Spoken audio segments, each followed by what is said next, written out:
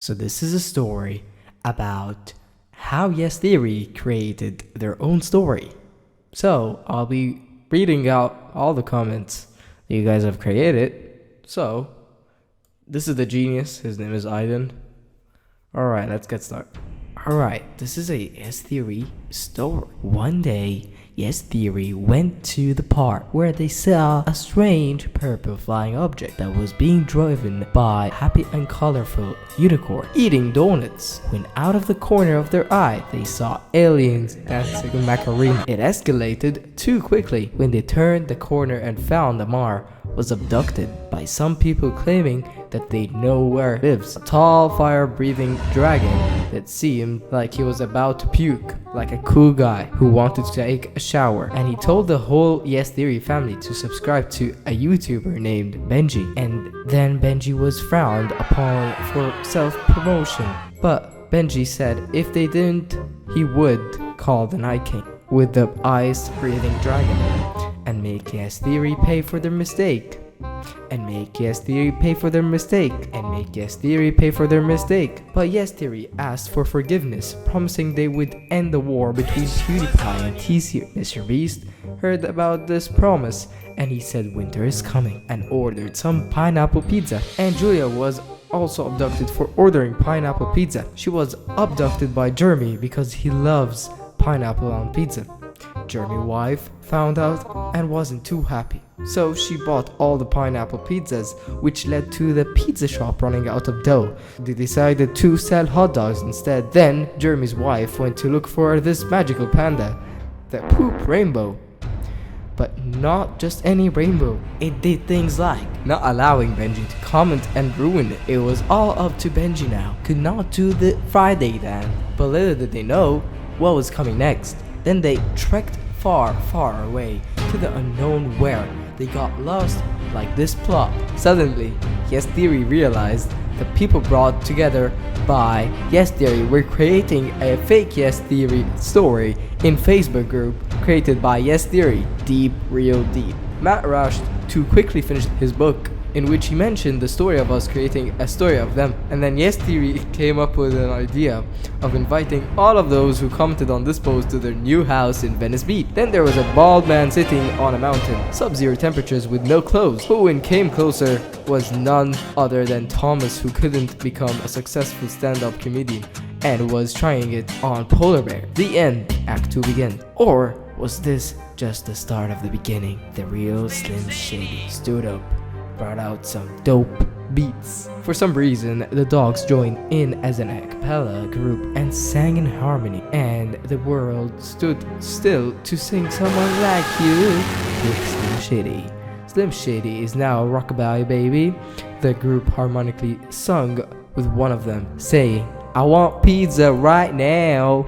But the pizza was nowhere in sight. Some dogs who were hot with all that music. And then it happened. It really did happen. You might be asking what happened? Well, let's find out. It really, in reality, for real, did happen. It just happened. The dogs grew bigger than the Empire State Building. The alien that they had sighted in the beginning appeared again and offered pizza in exchange of taking over their YouTube channel. But the dogs had eaten all the pizza. What were they gonna do? Only to find out there were no pineapples on the pizza. Someone shouted, "Who let the dogs out?" And then the aliens did the unthinkable. When they opened the door, there was Darren, and he had let loose a fart because of the pineapples he ate from the pizzas. Suddenly, it was hard to breathe in town. It was time to call the dragons. Arya smiled. Suddenly, the unimaginable happened. Darren reappeared, and he entered the group, and Yes Theory was whole again. However, he forgot to tell them his dark secret. He had sold his soul to devil to make it happen and be back in America again. And Benji reappeared with big chungus and a pet dragon. Also a sausage roll for everyone from Greg's asparagus. Then it happened. Dragon let one rip and this caused the most horrific event. Now Benji was everywhere.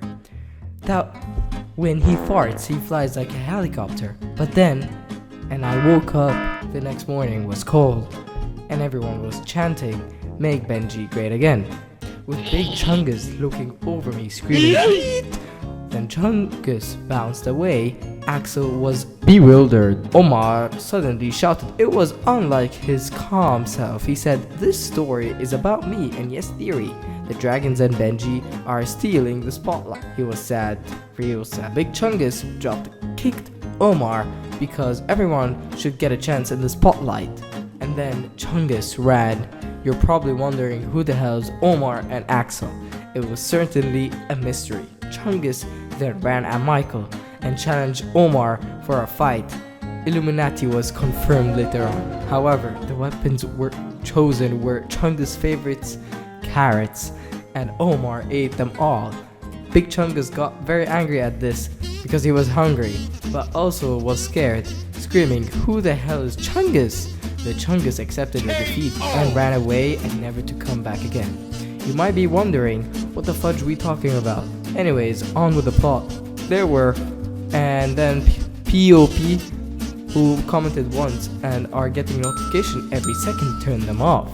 Then, now, the story must end. The end. Laughing emoji, laughing emoji, laughing emoji. Part 3, the battle of Omar and Big Chungus. And everyone was at peace. Meanwhile, the entire plot was completely derailed from talking about how Omar was abducted and Yes Theory had to save him. Now Chungus and his gang becoming psychologically insane for some reason, and the only explanation here is that they are from an alternate dimension, but actually are the aliens who had shapeshifted to defeat Yes Theory. George Bush, they asked themselves. An alien who had masked himself and human spread propaganda that Yes Theory was defeated, but yeah boy.